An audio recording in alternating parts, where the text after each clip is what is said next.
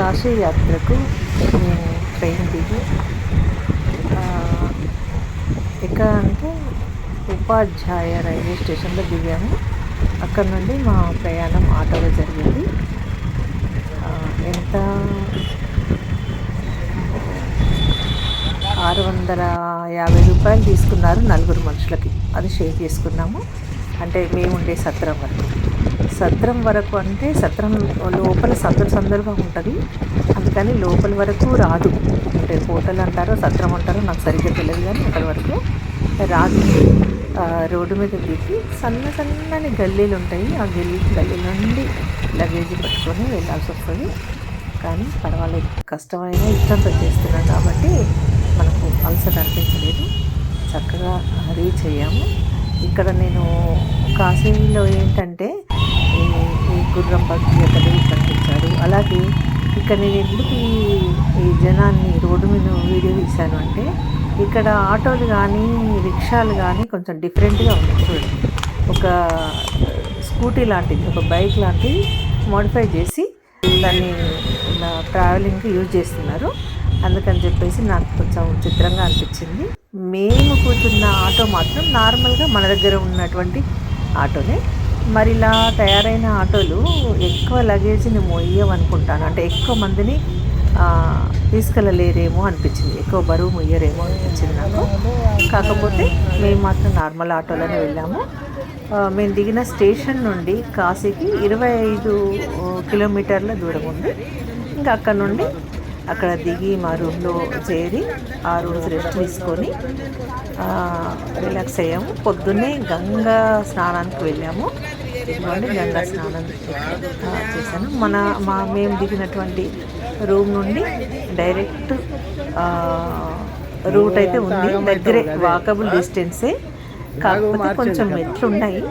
ఆ మెట్లు ఏంటంటే కొంచెం ఏటవాలుగా ఉంటాయి. దిగేటప్పుడు పెద్దగా అనిపించలేదు, కానీ ఎక్కేటప్పుడు మాత్రం కొంచెం ప్రాబ్లం ఉంది అనిపించింది. అంటే ఉంటుంది కామన్గా, ఎందుకంటే ఈ ఏజ్లో మెట్లు అనేటివి కొంచెం ఎక్కడం దిగడం కష్టమే కాబట్టి అనిపించింది. కాకపోతే కష్టమైన ఇష్టంతో చేస్తాము. ఆ మహాదేవుని దర్శనం కోసం మనం ముందుగా గంగా స్నానం చేసి దర్శనానికి వెళ్ళాలి అనే ఉద్దేశంతో పొద్దుటే మేము స్నానానికి అయితే వెళ్ళాము. అక్కడ స్నానం అది చేసి ఇంకా తర్వాత మళ్ళీ రూమ్కి వచ్చి టిఫిన్ చేసి అప్పుడు మేము కాశీ విశాలాక్షి ముందుగా అన్నపూర్ణ దర్శనం చేసుకున్నాము. అది కూడా మేము ఉన్నటువంటి రూముకి వాకబుల్ డిస్టెన్సే అని అంటే వెళ్ళాము. కానీ తిరుగుతుంటే తెలిసింది దగ్గరే ఉన్నాయి. కాకపోతే ఆ గల్లీలో మనం తిరుగుతుంటే అలవాట్లేదు కదా అంత దూరం నడవడాలు. అందుకని చెప్పి ఆ ప్రయత్నాలు ఏమి చేసుకోకుండా ఆటోనో రిక్షానో ఏదో మాట్లాడుకొని ఎంత వీలైతే అంతవరకు మనము తీసుకెళ్ళాలి. ఆ తర్వాత నడవాల్సిందే కంపల్సరీ, ఎందుకంటే సన్న గల్లీలు ఉన్నాయి, నడవాలి. కానీ ఆటో కానీ రిక్షా కానీ ఎంత దూరం వెళ్ళగలుగుతుందో చూసి అక్కడి వరకు వెళ్ళి అక్కడ దిగి మనము నడక ప్రారంభిస్తే మంచిది అనిపించింది నాకు. Visalakshi temple plus Annapurnadevi temple దగ్గరే ఆ పక్కనే విశ్వేశ్వరుని టెంపుల్ ఉంది. వెళ్ళి దర్శనాలు అది కొంచెం అమ్మవార్ల దర్శనాలకు పెద్దగా ఇబ్బంది ఏం కలగలేదు, తొందరగానే అయ్యింది. అలాగే అన్నపూర్ణాదేవి దర్శనానికి మనకు ఒక 100 రూపాయలు టికెట్ అంటూ ఏముండదు. అక్కడ వాళ్ళకి ఇస్తే లోపలికి వెళ్ళి మనం అమ్మవారికి ఒడిబియ్యం పోసుకునే అవకాశం ఉంది. అమ్మవారి దగ్గరగా దర్శనం చేసుకునే అవకాశం కలిగింది. అంతేగాని ప్రత్యేక దర్శనాల టికెట్స్ అంటూ అయితే ఏమీ కనిపించలేదు. అలాగే కాశీ విశాలాక్షికి కూడా అమ్మవారి దర్శనానికి కూడా టికెట్ ఏం లేదు, రోడ్డుకే ఉంది. అంటే చిన్న గల్లీలో ద్వారానికి ఎదురుగా చిన్నగా అమ్మవారు కూడా చిన్నగా ఉంటారు. అమ్మవారి దర్శనం బాగా జరిగింది. అమ్మవారికి ఒడిబియ్యం పోసుకున్నాను. ఇంకా ఆ తర్వాత పక్క నుండే కొంచెం నడుచుకుంటూ వెళ్ళిన తర్వాత స్వామివారి దర్శనం.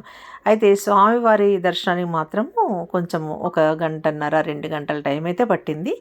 అంటే మేము వచ్చింది ఈ కాశీకి ఈ దర్శనానికి రావడం ఏంటంటే శివరాత్రికి ముందే అయింది కదా, దానివల్ల కూడా జనం ఉండొచ్చు. కానీ ఇప్పుడు వెదర్ ఒకటి బాగుంటుంది కాబట్టి ఇటు చల్లగా కాకుండా అటు వేడిగా కాకుండా ఉంది కదా, జనం ఎక్కువ ఉన్నారు. చాలామంది అనుకుంటున్నాను నేను, చాలామంది అంటున్నారు ఎప్పుడు ఉంటారు జనాలు అని. దర్శనానికైతే 1 గంటన్నర 2 గంటల దర్శనం టైం అయితే పట్టింది. కానీ స్వామివారి దర్శనం ఎంత ఒక నిమిషంలోనే అయిపోయింది. కాకపోతే ఎంత చూసినా తనివి తీరదు ఆ స్వామివారిని. కాకపోతే ఈరోజైతే ఇప్పటి వరకు మా ప్రయాణం అయితే సరిపోయింది. ఇంకా రెస్ట్ తీసుకోవాలని రూమ్కి వచ్చాము. ఈరోజు కొంతమంది కొన్ని పిక్స్ తీసుకున్నాము. పిక్స్ అన్నీ ఇందులో షేర్ చేశాను. ఇంకా వీడియోస్ ఉన్నాయి, నేను వెంట అప్లోడ్ చేస్తూ ఉంటాను. చూడండి అందరూ. నాకు తెలిసినంత వరకు సమాచారం ఇవ్వడానికి ట్రై చేస్తాను. ఎందుకంటే కొత్తగా వచ్చే వాళ్ళకు కొంచెం విపులంగా అర్థమయ్యేటట్టుగా ఎక్కడి వరకు ఎక్కడికి ఎంత అవుతుంది అనేది కొంచెం వివరంగానే చెప్తాను. Thank you.